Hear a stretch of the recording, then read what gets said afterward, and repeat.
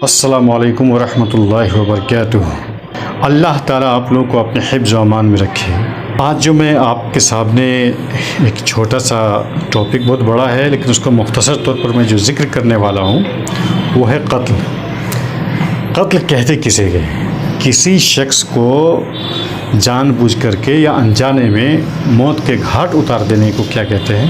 कत्ल कहते हैं। वो शख्स जो किसी को कत्ल कर रहा होता है तो कत्ल करने वाले को बदले में इस्लामी कानून के तहत कत्ल कर दिया जाएगा।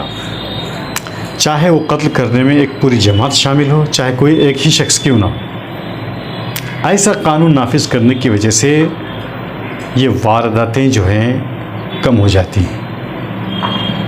आज आप कोई भी न्यूज़पेपर उठा करके देख लीजिए, चाहे इलेक्ट्रॉनिक मीडिया हो चाहे प्रिंट मीडिया हो, सब में आपको ये ख़बर सुर्खियों के साथ मिलेंगी कि आज फ़लाँ जगह और फ़लाँ जगह जो है बाज़ मसाइल को लेकर के भाई ने भाई को कत्ल कर दिया, एक शख्स ने दूसरे शख्स को कत्ल कर दिया, एक तबका ने दूसरे तबका के घर पर जो है ज़बरदस्ती चढ़ करके और ज़बरदस्ती जो है मालकाना हकूक़ जता करके गलत तरह की जो है क्या है नारेबाजी करके किसी शख्स की इज़्ज़त पर हमला कर दिया, और किसी शख्स ने किसी शख्स की या किसी ग्रुप ने किसी की मॉब लिंचिंग कर दी। जेल से सज़ा काट रहे कोई भी शख्स और हुकूमत की जो सिपाही हजरात हैं, मुहाफ़िज़ हजरात हैं, उनके साथ आते वक्त भी किसी शख्स को कत्ल कर दिया जाता है। यानी आज बहुत सारे शहरी अपने आप को इनसिक्योर महसूस कर रहे हैं, गैर महफूज महसूस कर रहे हैं। और वो गैर महफूज इसलिए है कि जब सिपाहियों के साथ रह कर के भी किसी शख्स का कत्ल हो जाए, फिर उसका पता ना लगे, तो आपका जहन किस तरफ जा सकता है? आपने तो न्यूज़ बना करके किसी में डाल दी कि फ़लाँ शख्स के घर में एक कत्ल हो गया, फ़लाँ शख्स मारा गया, लेकिन उसके घर वालों पर क्या बीतती होगी? अरे भाई, चाहे वो हिंदू हो चाहे मुसलमान हो, अगर आज कोई किसी तबका पर हावी है तो कल कोई और भी शख्स हावी हो सकता है। तो लेकिन मसाइल तो वही जूं का त्यों है। कोई शख्स किसी को भी कत्ल करता है, उस पर खुश होता है, तो आप अपने पीछे जो आने वाली नस्ल है उसके लिए क्या पैगाम दे के जाना चाहते हैं? क्या आप उसको इंतकाम की आग में झोंकना चाहते हैं? क्या आप उसको जो है मसाइल में और हादसाती तौर पर उसको मुब्तला करना चाहते हैं? आज कोई किसी को शूट कर देता है अनजाने में, चुपके से मंसूबाबंदी करके उसको हीरो बना दिया जाता है, और कोई शख्स जो मजलूम है उसको विलन बनाकर पेश कर दिया जाता है। यहाँ पर मजहबी जो असबियत का भी दखल हो जाता है। आप किसी को हीरो बनाएं तो इस बुनियाद पर बनाएं कि उसके अंदर क्या क्या खूबियां हैं। अगर उनके अंदर कोई खूबियां हैं, भलाई है, तो भलाई रखने वाला शख्स किसी का कत्ल नहीं कर सकता।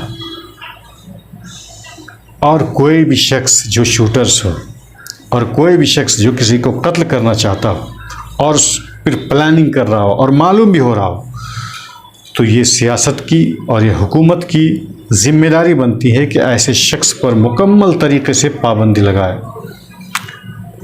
हुकूमत पर ये मुकम्मल ज़िम्मेदारी बनती है कि ऐसे शख्स को इंसाफ के कटहरे में लाए।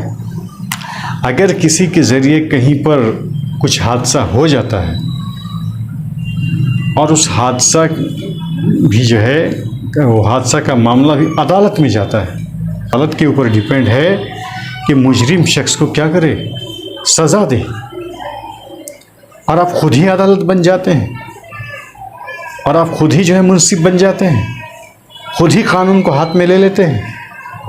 लोग लालू यादव जो बिहार के चीफ मिनिस्टर थे, कभी बहुत अच्छे चीफ मिनिस्टर थे, सेकुलर थे, तमाम मज़हब के लोगों को लेकर चलते थे एक साथ।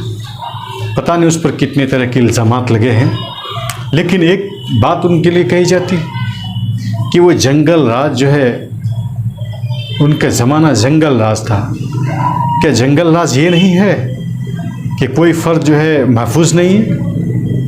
कोई भी शख्स किसी की पुष्टपनाही हासिल करके किसी बड़ी ताकत की जो है हिफाजत में आकर किसी की हिफाजत में आकर किसी को कत्ल करता है और वो हीरो बनता है। अरे हीरो तो वो होता है जो डायरेक्ट आके किसी पर अटैक करता हो, फिर भी तो ये जायज़ नहीं है। चुपके चुपके पुष्टपनाही के ज़रिए हथियार लेकर बगैर जानकारी दिए हुए एक दूसरे को कत्ल करना एक इंसान का काम हरगिज़ नहीं हो सकता। आपका काम तो ये होना चाहिए, जो कंट्री से बाहर के लोग हैं जो आप पर हमलावर होना चाहते हैं, जो आपके देश के हिस्से को जो है ज़बरदस्ती अपने देश में शामिल करना चाहते हैं, जो आपके देश को जो है किसी भी तरीके से बांटना चाहते हैं, आप उनके साथ लड़ें, बाहरी ताकतों के साथ लड़ें आप। और जो मसाइल हों, अदालत को अपना काम इंसाफ के साथ करने दें।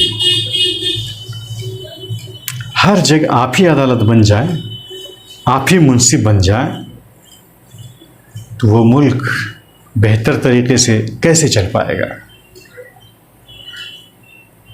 और मुजरिमीन की हौसला अफजाई के लिए आप प्लानिंग करेंगे और उसका एक ग्रुप बना लें, तो ये मुल्क किधर जाएगा?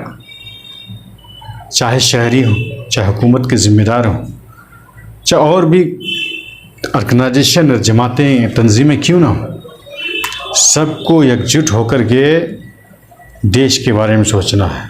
देश का भला किस में है और देश का नुकसान किस में, उससे बचना है। इसलिए देश के आइन के तहत सब लोगों को चलना ज़रूरी है।